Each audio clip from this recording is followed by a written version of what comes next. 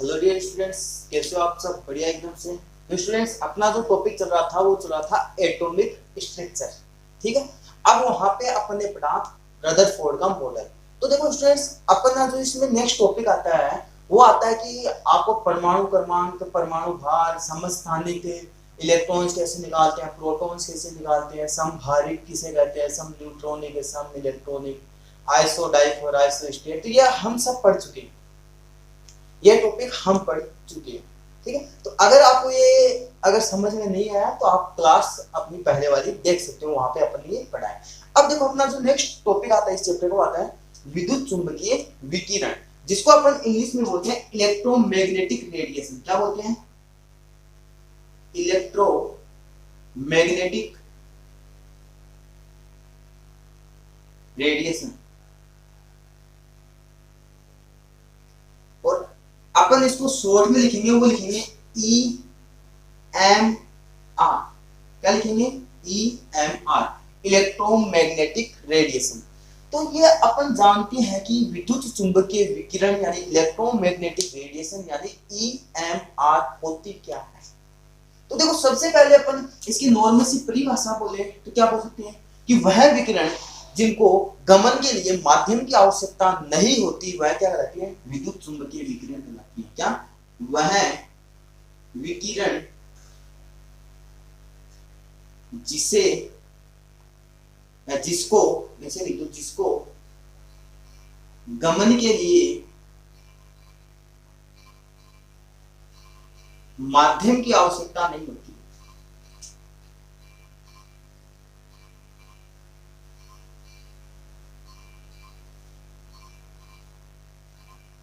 नहीं होती है। क्या कहलाती है? EMR कहलाती है, इलेक्ट्रोमैग्नेटिक रेडिएशन कहलाती है। अब देखो ये जो विकिरण होती है ये निर्वात में भी गमन कर सकती है। किसमें? निर्वात में भी गमन कर सकती है। ये विकिरण क्या करती है? निर्वात में भी गमन करती है। मैंने क्या बोला कि वे विकिरण या वह विकिरण जिसको गमन के लिए माध्यम की आवश्यकता नहीं होती है उसे अपन क्या कहते हैं? विद्युत चुंबकीय विकिरण कहते हैं। और ये क्या करती है? निर्वात में गमन करती है। सेकेंड जो पॉइंट अपन नेक्स्ट की बात करें, देखो ये विकिरण होती है ये प्रकाश के वेग से गति करती है। क्या? प्रकाश के वेग से गति।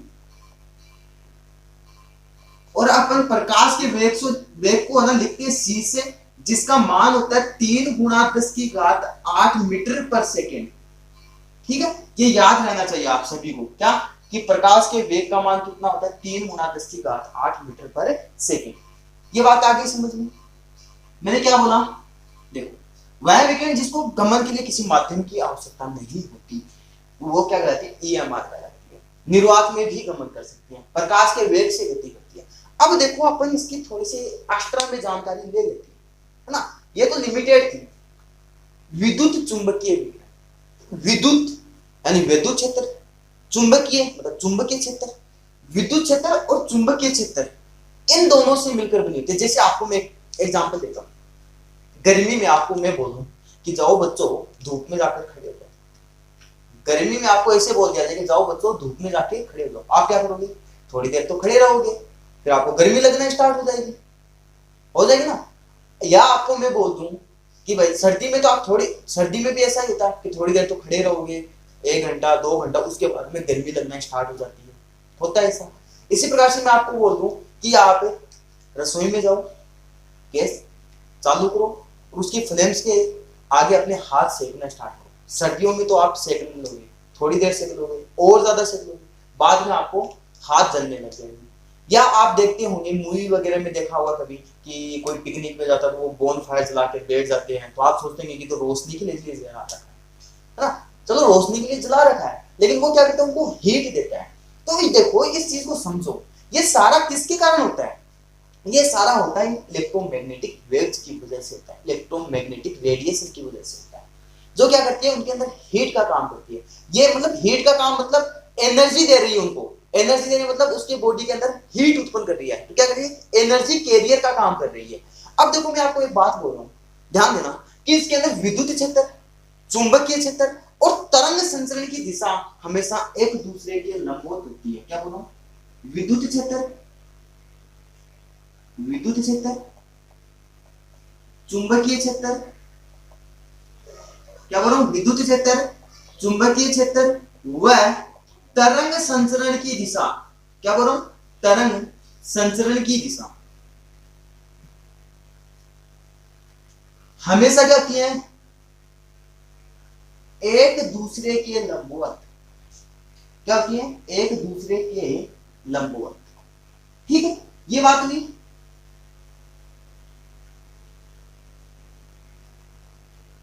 ठीक, अब देखो, सुनो मेरी बात, ये लंबवत का मतलब जैसे मैंने ये रखा, ये रहा, ठीक है, जैसे ये ऐसे ले लिया, ऐसे आपने ऐसे, ठीक है, ये एक्स एक्सिस, ये वाई एक्सिस, ये जेड एक्सिस, ठीक है, ये मानो विद्युत क्षेत्र है, ये तरंग संचरण की दिशा है, ये चुंबकीय क्षेत्र है।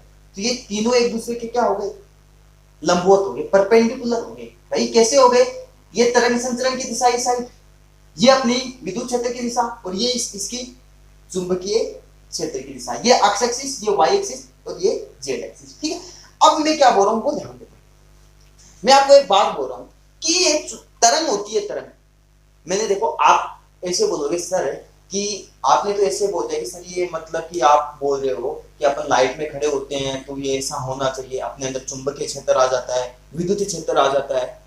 दिमाग में आ रहा होगा कि सर आप बोल रहे हो, मैं ये बात बोली, मैंने आपको क्या बोला कि अपने जब लाइट में जाते हैं, मतलब सनलाइट में जाते हैं, तो अपने अंदर चुंबकीय क्षेत्र, विद्युत क्षेत्र की तरंग आती है, उनके अंदर इलेक्ट्रोमैग्नेटिक रेडिएशन होती है, उसी वजह से अपने को गर्मी लगना स्टार्ट होती है।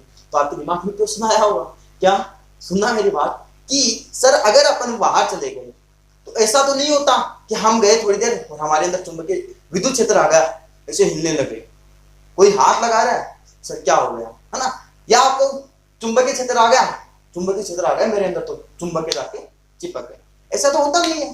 क्यों, उसका रीजन क्या होता है कि जितना चुंबकीय क्षेत्र होता है उसके परपेंडिकुलर उतना ही विद्युत क्षेत्र बनता है, और दोनों एक दूसरे को कैंसिल आउट, मतलब नील कर देते हैं।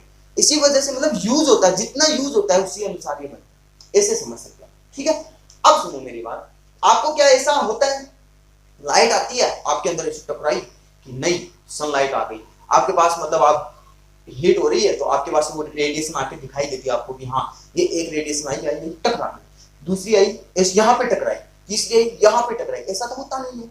क्यों, क्योंकि कुछ देखो, कुछ हमें दिखाई देती है, कुछ नहीं देती है। तो ये क्या दिखाई देने वाली तो क्या होती है, दृश्य, मतलब वो दिखाई देती है, विजिबल होती है, बाकी नहीं होती। तो ये क्या बोल रहा हूं मैं, ध्यान देना इस बात पे कि देखो मैंने ये बोला कि विद्युत क्षेत्र, चुंबकीय क्षेत्र और तरंग संचरण की दिशा एक दूसरे के लंबवत होती है। आपके दिमाग में जो क्वेश्चन आया वो भी हो गया। अब आप बोलोगे कि सर हमें ये बताओ कि हम जो एलईडी बल्ब होता है उसके दिन आगे तो पूरे दिन बैठे रहते हैं, तब तो हमें गर्मी नहीं लगती।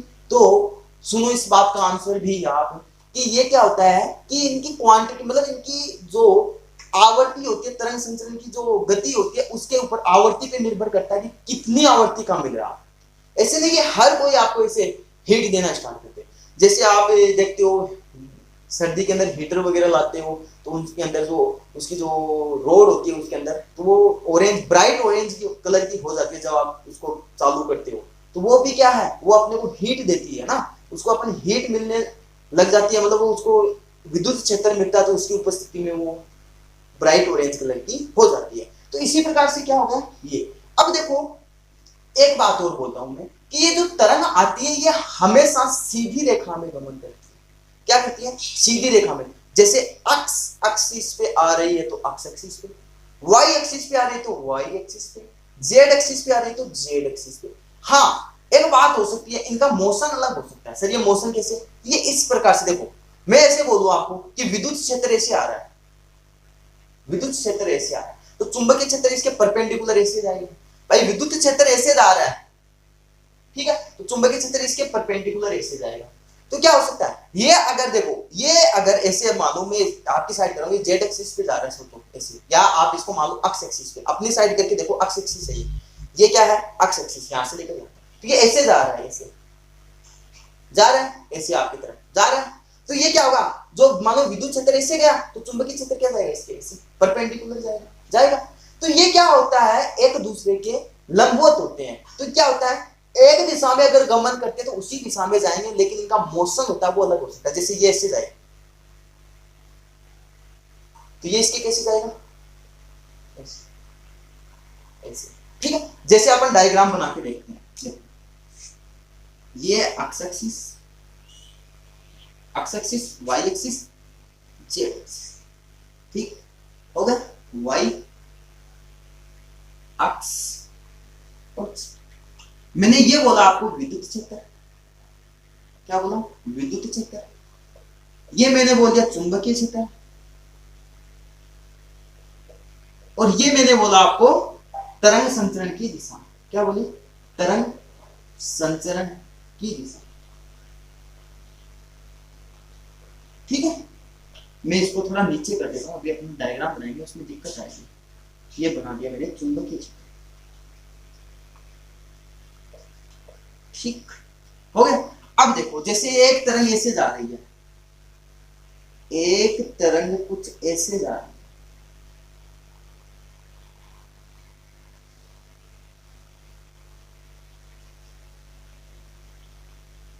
ऐसे जा रही है, ठीक है। ये भी ऐसे घूमेगी, तो दूसरी तरंग कैसे जाएगी, देखो ये इसके परपेंडिकुलर होगी, इस टाइप से होगी कि नहीं होगी, ये इसके परपेंडिकुलर होगी तो ये ऐसे, ये ऐसे जाएगी, ये ऐसे, ऐसे इसके क्या होगी,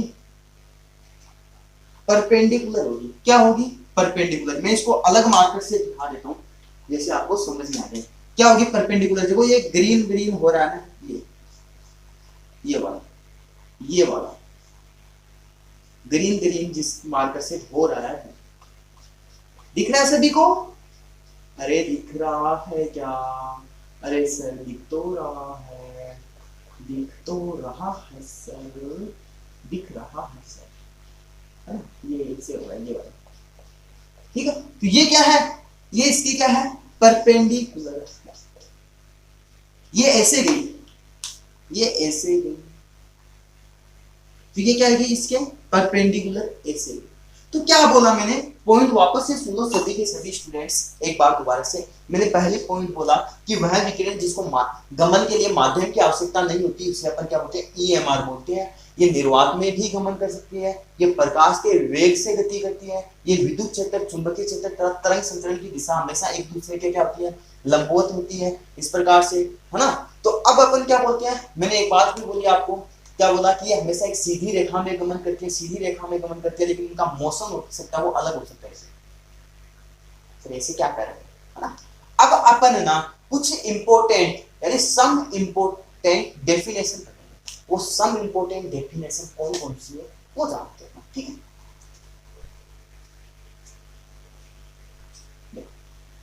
अपन पढ़ते हैं सम इंपॉर्टेंट डेफिनेशन, और सम इंपॉर्टेंट डेफिनेशन में कौन कौन सी है वो देखते हैं। पहली अपन बात करेंगे तरंग दैर्ध्य की, इसकी तरंग दैर्ध्य, अपन इसको लेमड़ा से लिखते हैं, किससे लिखते हैं, लेमड़ा से।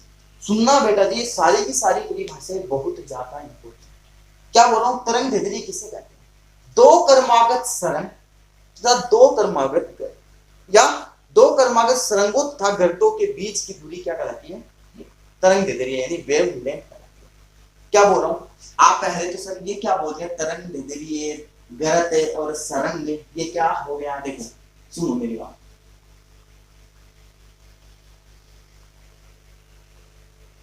ये होता है कुछ इस प्रकार से लेके चलना, ठीक है। ये होता है ऊपर जो इसका निकला होता है उसको तो अपन बोलते हैं सरंग, क्या बोलते हैं, सरंग। और ये नीचे वाले होते हैं उनको अपन बोलते हैं गर्त, क्या बोलते हैं, गर्त। तो क्या बोल रहा हूं मैं, ध्यान देना, तरंग दैर्ध्य किसे कहते हैं, दो कर्मागत सरंगों व गर्तों के बीच की दूरी क्या कहलाती है,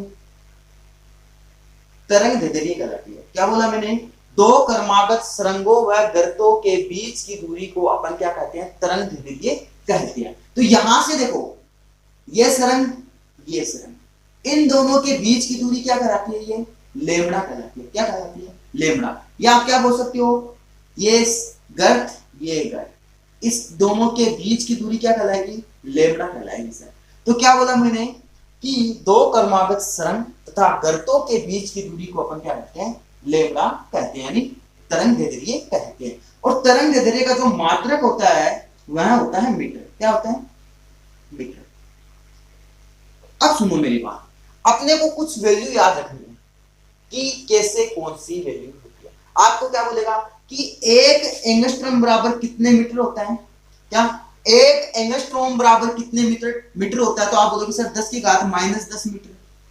आपको बोलेगा एक नैनोमीटर बराबर कितना होता है, तो आप बोलोगे सर 10 की घात -9 मीटर। आपको बोलेगा एक पिकोमीटर बराबर कितना होता है, तो आप बोलोगे सर 10 की घात -12 मीटर। आपको बोलेगा एक फेम्टोमीटर, मैं इसको लिख देता हूं पिकोमीटर फेम्टो, एफएम से लिखते हैं यानी फेम्टोमीटर, फेम्टोमीटर। एक फेम्टोमीटर बराबर कितना होता है, आप बोलोगे सर 10 की घात -15 मीटर। तो ये वैल्यू आपको याद रखनी है, क्या कि एक एंगस्ट्रॉम बराबर क्या होता है 10 की घात -10 मीटर, एक नैनोमीटर बराबर क्या होता है 10 की घात -9 मीटर, एक पिकोमीटर बराबर क्या होता है 10 की घात -12 मीटर, एक फेम्टोमीटर बराबर क्या होता है 10 की घात -15 मीटर। तो ये बात आगे समझ लो। इसमें अपनी सम इंपोर्टेंट डेफिनेशन में पहली डेफिनेशन आती है, वो आती है तरंग दैर्ध्य। तरंग दैर्ध्य क्या होती है, दो क्रमागत संघों व गर्तों के बीच की दूरी को अपन क्या कहते हैं, तरंग दैर्ध्य कहते हैं। इसका मात्रक क्या होता है, मीटर होता है। अब सेकंड जो आती है वो आती है अपनी आवर्ती। आवर्ती, अब देखो ये आवर्ती क्या होती है, आवर्ती क्या होती है, मैं बोल रहा हूं उसको ध्यान से सुना, ध्यान सुना। किसी एक निश्चित बिंदु से, क्या बोल रहा हूं, किसी एक निश्चित बिंदु से प्रति सेकंड निकलने वाली विकिरणों की संख्या या प्रति सेकंड गुजरने वाली विकिरणों की संख्या क्या कहलाती है, आवर्ती कहलाती है। क्या बोल रहा हूं मैंने आपको ये बोला कि चलो ये जो इस मार्कर का ये कोना है या ये मार्कर का ये हिस्सा ले लो, चलो ये हिस्सा ले रहा हूं, ठीक है, इससे प्रति सेकंड में विकिरण डाल रहा हूं उसमें, और वो प्रति सेकंड यहां इस कोने से इस भाग से कितनी विकिरणें गुजर रही हैं उसी को अपन क्या बोलेंगे, आवर्ती कहते हैं। क्या बोला मैंने, किसी निश्चित बिंदु से प्रति सेकंड गुजरने वाली विकिरणों की संख्या क्या कहलाती है, आवर्ती कहलाती है। और इस आवर्ती को अपन न्यू से लिखते हैं। क्या होता है ये, न्यू। क्या होता है, न्यू। इसे अपन किससे लिखते हैं, न्यू से लिखते हैं। और इसको अपन क्या बोलेंगे, न्यू बराबर क्या होता है 1/t होता है। क्या होता है, न्यू बराबर 1/t। और जिसका मात्रक क्या होता है, तो आप बोलोगे सर इसका मात्रक देखो, टाइम का क्या होता है सेकंड, तो आप बोलोगे सर इसका मात्रक होता है वो होता है ऊपर जाएगा तो सेकंड इनवर्स। और आप क्या बोलोगे सर इसका मात्रक अपन हर्ट्ज भी लिख सकते हैं। क्या, हर्ट्ज भी लिख सकते हैं, हर्ट्ज, ठीक है। अब देखो नेक्स्ट जो परिभाषा आती है वो कौन सी आती है, तरंग संख्या। क्या बोल रहे हैं, तरंग संख्या।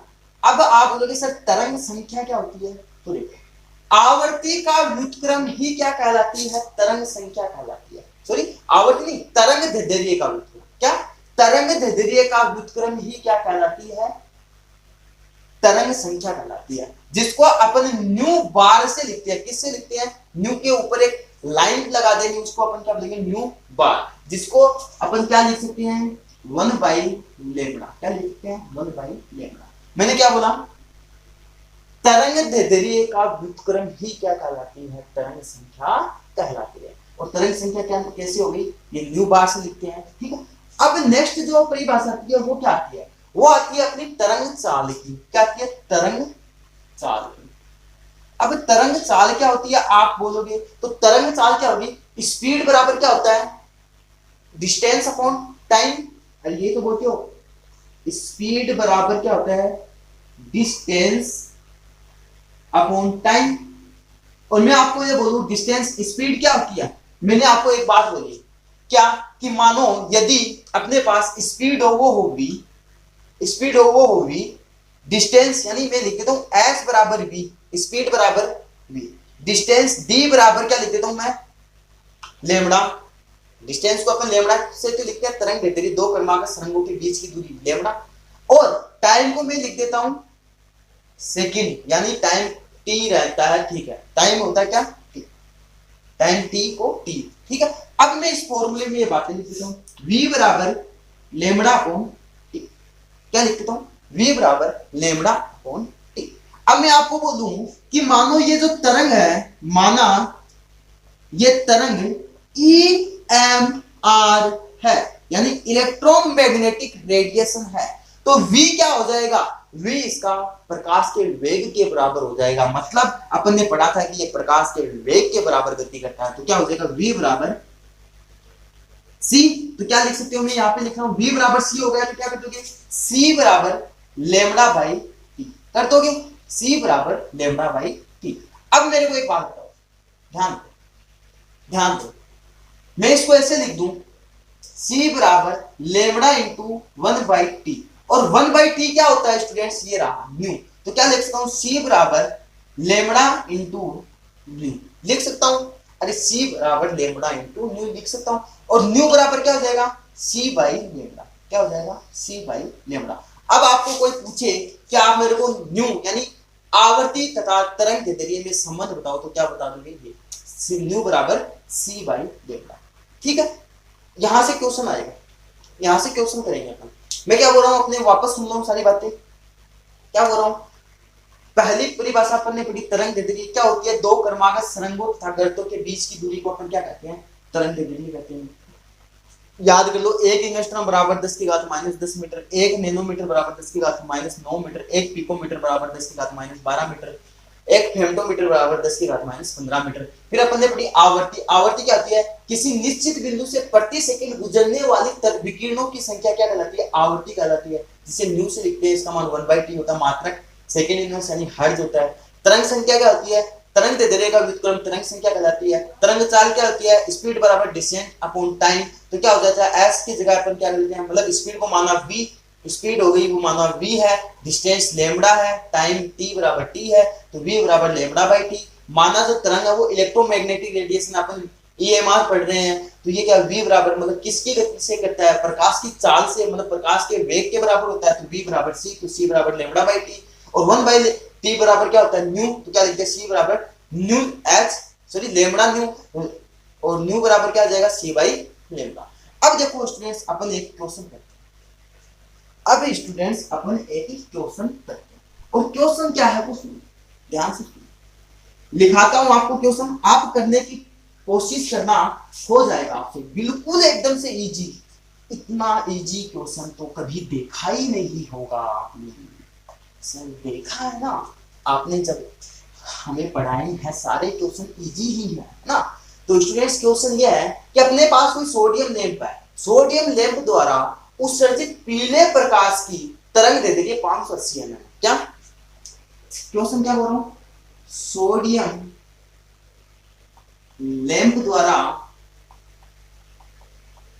उत्सर्जित पीले प्रकाश की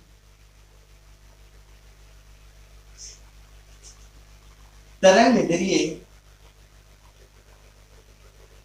580 nm है, मतलब अपने को लेमड़ा दे दी कितनी, 580 nm। तो इस प्रकाश की आवर्ती ज्ञात कीजिए, ज्ञात कीजिए। अब क्या करोगे, तो आपको क्या दे दी, लेमड़ा दे दी कितनी, 580 nm, और 580 nm को आप मीटर में चेंज करोगे तो कितने से गुणा करोगे, कितना होता है, 1 nm बराबर 10 की घात -9 मीटर, तो किस मीटर में चेंज करोगे, तो 580 गुना 10 की घात -9 से गुणा करोगे, मीटर में चेंज। लेमड़ा हो गई, न्यू आपको पूछा है, प्रकाश का वेग आपको पता है, मान रख दोगे कैसे, देखो आपको बोला लेमड़ा कितनी दे रखी है, 580 nm दे रखी है, आप यहीं पे इसको चेंज कर दो, क्या अपन इस एनएम को चेंज करेंगे किसमें, मीटर में, तो 580 को मीटर में चेंज करेंगे तो गुणा 10 की घात -9। मैंने तभी बोला था याद करो, देखो यहाँ पे लिखा था याद करो याद करो याद करो बोला था। अब अपने को क्या पूछा है, न्यू पूछा है, आवर्ती क्या होती है न्यू, तो अपन पढ़ते हैं न्यू बराबर क्या होता है सी बाई लेमड़ा होता है। अपने को न्यू के अंदर अपने को सी का मान पता है कितना होता है 3 गुणा 10 की घात 8 मीटर पर सेकंड। अपने को इस का मान पता है लेमड़ा का मान पता है कितना 580 गुणा 10 की घात -9 मीटर। तो ये मीटर से मीटर तो कैंसिल हो गया, मीटर से मीटर तो कैंसिल हो गया। अब क्या करोगे आप इसको सोल्व करोगे, ये ऊपर जाएगी घात, देखो ये घातें ऊपर जाएगी तो कितना होगा 3/580 गुणा 10 की घात ऊपर गई 9 तो कितना हो गया प्लस में, और 10 की घात 9 और 10 की घात 8 कितना हो गया 10 की घात 17, कितना हो गया 10 की घात 17। अब आप इसको सोल्व करोगे और जब आप इसको सोल्व करोगे वैल्यू पुट करके तो इसका मान आ जाएगा लगभग कितना 0.00517 गुणा 10 की घात 17। क्या 0.00517 गुणा 10 की घात 17। अब क्या करोगे इस पॉइंट को मैं यहां पे लेके आ जाऊं, इस पॉइंट को मैं यहां पे लेके आऊंगा तो क्या बन जाएगा, देखो मैं इधर कर देता हूं। मैंने क्या किया ये मान अपने पास न्यू बराबर 0.00517 गुणा 10 की घात 17 है। आप इसको सोल्व करोगे तो ये मान आएगा, ठीक है। अब आप क्या करोगे मैं इस पॉइंट को यहां पे लेके जा रहा हूं, यहां पे वैज्ञानिक संकेतन पढ़े थे अपन लोगों ने, इधर किसका ना इधर किसका ना, तो क्या हो जाएगा मान 0 पॉइंट इधर मतलब कितने पॉइंट किसका रहा हूं 1 2 3 3 किसका रहा हूं मतलब 5.17 कर रहा हूं तो घात कितनी हो जाएगी 3 कम हो जाएगी कितने 10 की घात है 14, ठीक है। ये किस में आएगा मान सेकंड इनवर्स में, और सेकंड इनवर्स को अपन क्या लिखते हैं हर्ट्ज, क्या लिखते हैं हर्ट्ज। आवर्ती को क्या होता है हर्ट्ज में होती है। तो ये इस प्रकार से क्वेश्चन करते हैं। आया क्या समझ में, आपको पहले आपको बेटा जी ये जानना है कि अपने को क्वेश्चन में दे क्या रखा है। अगर एनएम में दे रखा है तो आप उसको मीटर में चेंज करो, मीटर में चेंज करने के लिए 10 की घात -9 से गुणा, फिर आपने को फॉर्मूला पता है न्यू बराबर सी बाई लेमड़ा होता है, इस फॉर्मूले में वैल्यू पुट करोगे आंसर आ जाएगा, और आंसर आ जाएगा तो बहुत ही अच्छी बात है। तो यहां तक किसी भी बच्चे को कोई दिक्कत है क्या, किसी भी बच्चे को कोई दिक्कत है कि अगर मैं इस पॉइंट को इधर खिसका देता 2 पॉइंट तो 2 घाटे और कम हो जाती है ना। तो अपने को ऐसे करना है, कोई दिक्कत। अब अपन 1-2 क्वेश्चन और करते हैं। तो स्टूडेंट्स आपके सामने ये 2 क्वेश्चन है, एक क्वेश्चन मैं कराऊंगा, एक क्वेश्चन आपको होमवर्क है। इस क्वेश्चन का आंसर सभी बच्चे देंगे क्योंकि ये बहुत ज्यादा इंपॉर्टेंट है, आपको कई बार ऐसे कंपटीशन में पूछ लेता है, ठीक है। तो सबसे पहले अपन करते हैं इस क्वेश्चन को। तो मैं आपको क्या बोलता हूं हमेशा से कि बेटा जी जब भी आपको ऐसा क्वेश्चन करना हो प्यारे बच्चों तो आप हमेशा न्यूमेरिकल करते समय पहले क्वेश्चन को ध्यान से पढ़ो, उसी के बाद उसके सॉल्यूशन पे जाओ। तो क्या है अपना क्वेश्चन, ऑल इंडिया रेडियो का विविध भारती स्टेशन 1368 किलोहर्ट्ज आवृत्ति पर प्रसारण करता है। अपने को आवृत्ति दे दी मतलब न्यू दे दिया कितना 1368 किलो हर्ट्ज। संचारक द्वारा उत्सर्जित ईएमआर का मतलब इलेक्ट्रोमैग्नेटिक रेडिएशन विद्युत चुंबकीय विकिरण की तरंग दे रही है, ज्ञात करो मतलब लेमड़ा ज्ञात करेंगे। अपने को फॉर्मूला पता है न्यू बराबर सी बाई लेमड़ा होता है। अपने को न्यू दे रखा लेमड़ा पूछा तो लेमड़ा बराबर क्या हो जाएगा सी बाई न्यू, और अपने को सी का मान पता है कितना होता है 3 गुणा 10 की घात 8 मीटर पर सेकंड, और अपने को न्यू दे रखा है कितना 1368 किलो हर्ट्ज।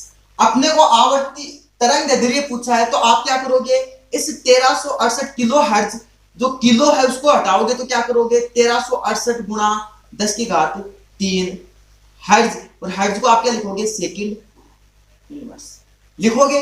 अब ध्यान दो ये मान मैं यहां पे लिख देता हूं, सी का मान कितना 3 गुणा 10 की घात 8 मीटर पर सेकंड होता है, और मैं इस मीटर पर सेकंड को ऊपर लेके जाऊंगा तो क्या हो जाएगा सेकंड इनवर्स अपॉन में क्या आ जाएगा न्यू का मान कितना 1368 गुणा 10 की घात 3 सेकंड इनवर्स, ठीक है। सेकंड इनवर्स से सेकंड इनवर्स कैंसिल। अब देखो लेमड़ा बराबर क्या आ गया, लेमड़ा बराबर क्या आ गया स्टूडेंट्स ध्यान दो 10 की घात 3 है, ये ऊपर जाएगी तो 10 की घात -3 हो जाएगी, और 10 की घात 8 में से 10 की घात -3 गए तो कितने बचे अपने पास? बचेंगे 3/1368 गुणा कितना? 10 की घात 5 मीटर। ठीक है, अब आप 3 के अंदर 1368 का भाग दो, और जब 3 के अंदर 1368 का भाग दोगे तो अपने पास जो वैल्यू आएगी वो आएगी 0.002193। ठीक है, ये आएगी गुणा कितनी घात है? 10 की घात 5 मीटर।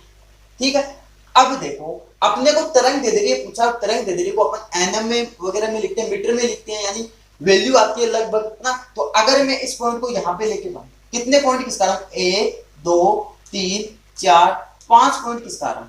5 अंक इधर किसका आ रहा हूं, तो कितनी घात कम हो जाएगी? 5, तो क्या आ जाएगा? 219.3 मीटर। ये अपना आंसर आ जाएगा, 219.3 मीटर आ जाएगा, घात पूरी हट जाएगी। ये अपन ने पढ़ा था वैज्ञानिक संकेतन में घात वाला, आपने वीडियो नहीं देखा है तो देख सकते हो, पीछे जाकर अपने पहले चैप्टर में बातें की हैं सारी की सारी। तो ये आया क्या समझ में? कुछ नहीं करना, सिंपल सा काम है। अपने को न्यू दे रखा है, अपने को लेमड़ा पूछा है, न्यू बराबर सी बाई लेमड़ा होता है, लेमड़ा निकालेंगे तो सी बाई न्यू हो गया, सी का मान पता है, न्यू का मान पता है, दोनों के मान पुट किए और ये वैल्यू आ गई। अब ये क्वेश्चन है कि इस क्वेश्चन को ध्यान से पढ़ो। दर्शे स्पेक्ट्रम के तरंग दैर्ध्य का परास बैंगनी 400 एनएम से लाल 750 एनएम तक है, इन दोनों तरंग दैर्ध्य की आवर्ती में प्रकट करो। मतलब जो तरंग दैर्ध्य देखी है उसकी आवर्ती निकालनी है, न्यू निकालनी है, और अपने को तरंग दैर्ध्य लेमड़ा का मान दे रखा है दोनों का। तो पहले आप क्या करोगे? बैंगनी के लिए निकालोगे, फिर आप क्या करोगे? लाल के लिए निकालोगे, और आंसर सभी के सभी बताओ। ठीक है, और आज के क्लास में कुछ भी समझ में नहीं आया, कोई भी दिक्कत हो तो स्टूडेंट्स पूछ सकते हो, उसकी चर्चा अपन नेक्स्ट क्लास में करेंगे। लेकिन हाँ, सभी बच्चे इनका आंसर देंगे, इस क्वेश्चन का आंसर जरूर से आना चाहिए सभी बच्चों का, सभी बच्चों का आना चाहिए, इंपॉर्टेंट है तभी बोल रहा हूं। ऐसा क्वेश्चन पूछ सकता है आपको, परास देकर पूछ सकता है, तो आप पहले इसका निकालोगे फिर इसका निकालोगे।